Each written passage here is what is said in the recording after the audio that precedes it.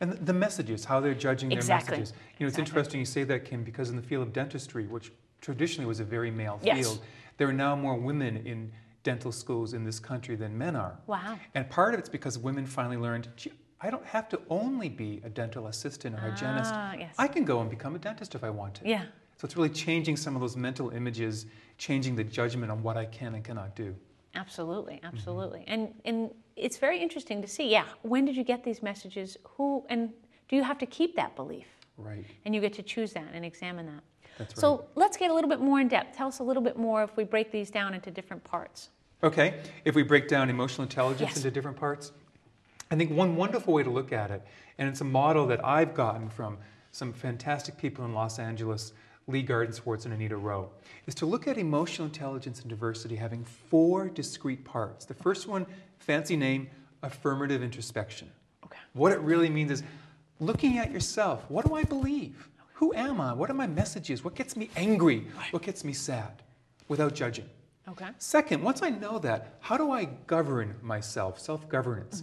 How do I manage my thoughts and my feelings and how they play out in my behavior? Okay. So we have those 2 parts about me, the internal person first. Okay. Then we move out into you, the rest of the world. I know about me now. What is it I need to find out about people from other cultures? We're all from different cultures. So intercultural literacy. How do I find out why you like vanilla ice cream and I like strawberry ice cream? Or why you like to work late at night and I like to work early in the morning? So if you're trying to figure out how our cultures shape that type of behavior. And then finally what we call social architecting, another fancy term, which is really, what do I do by my behavior to help people connect and feel productive in the workplace? Once I know about my emotions, how I act with other people, I understand some cultural values of theirs, how do I help bring this all together? Okay. Well, I think a nice example of that is, of social architecting, is we often honor people's birthdays at BU. But we don't only give cake. We ask people throughout the year, well, what do you like? What's of interest to you? What, how do you like to celebrate? One woman is celiac, so we either give her flowers or balloons. Or one person doesn't like to eat sweets, so we chopped up pears. Pears were her favorite, and we chopped that up. And people feel it's such a simple thing. I mean, a couple pears, maybe $1.50, $2, cut them all up. Everyone enjoys them, shares them together. But it's just honoring the person where they're at. And it could be, we've done cultural, different things that people have liked for their birthday. But it's taking that next step to figure out, well, what's important to you? We also do that around holidays. Everyone brings their favorite ethnic dish and their favorite vegetarian dish or their favorite thing that they made to share a little piece of themselves so that everyone feels kind of respected and acknowledged. It's interesting, Kim, because you think of birthdays. Everyone loves birthdays, right? Woo! But I used to work with a woman who liked her birthday, but did not like acknowledging it at work. Oh, okay. And so after the first year of her working with us, she said, I really would rather you don't acknowledge my birthday. It makes me uncomfortable. I don't like the attention. When that day comes, I know I'm going to get a card or a cake.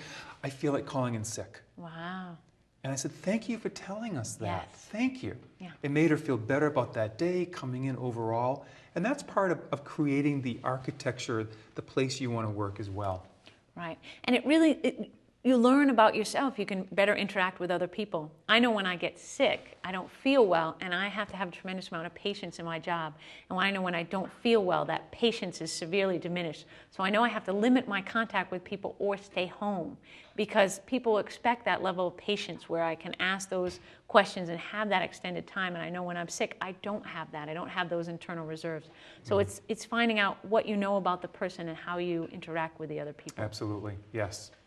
So it's critical to break those things down and to really know both about what your limitations are and also what the other person's limitations are. That's right. I think if we can do this work with each other, it really creates an atmosphere where more people want to be part of it and are more productive and do better work. Absolutely. When your individuality is valued and you're also taught how to interact better with other people, it's a win-win. Everyone's more productive. You look forward to going to work, and if you're happy at work, you're going to be more successful at work. Absolutely, yes. So let's break down diversity a little bit more for people.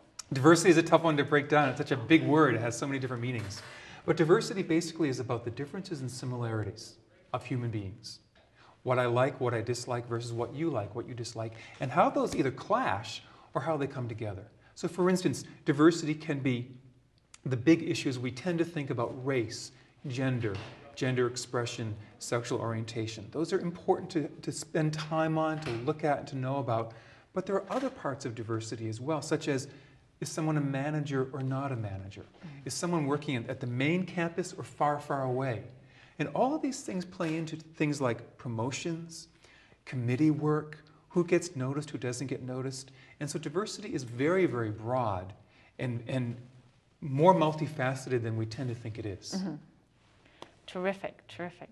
So you've given us a lot of wonderful things to think about, Robert, in terms of diversity, and we hope to have you on again and continue the discussion around what are the important things around diversity and why is it so important? Because it is true, when you learn more about yourself and you learn more about other people, then the whole dynamic really makes it much more satisfying for everyone involved, because you feel valued and you really feel like you're a valued part, and you can also be a valuable part of one another, so to create a powerful community. Absolutely. So thank you very much, Robert Amelio. We appreciate you being on Employment for All. And I'd like to say thank you very much to our audience today of Employment for All for being part of our discussion, for being part of our learning community. And I'd like you to remember to look out for anyone who might be in need of your support, because we feel here at Employment for All that everyone can be successful with the right supports, and it just might be you who could make that critical difference in someone's lives. So this is Kim Bissett saying thank you very much, and we'll talk to you soon.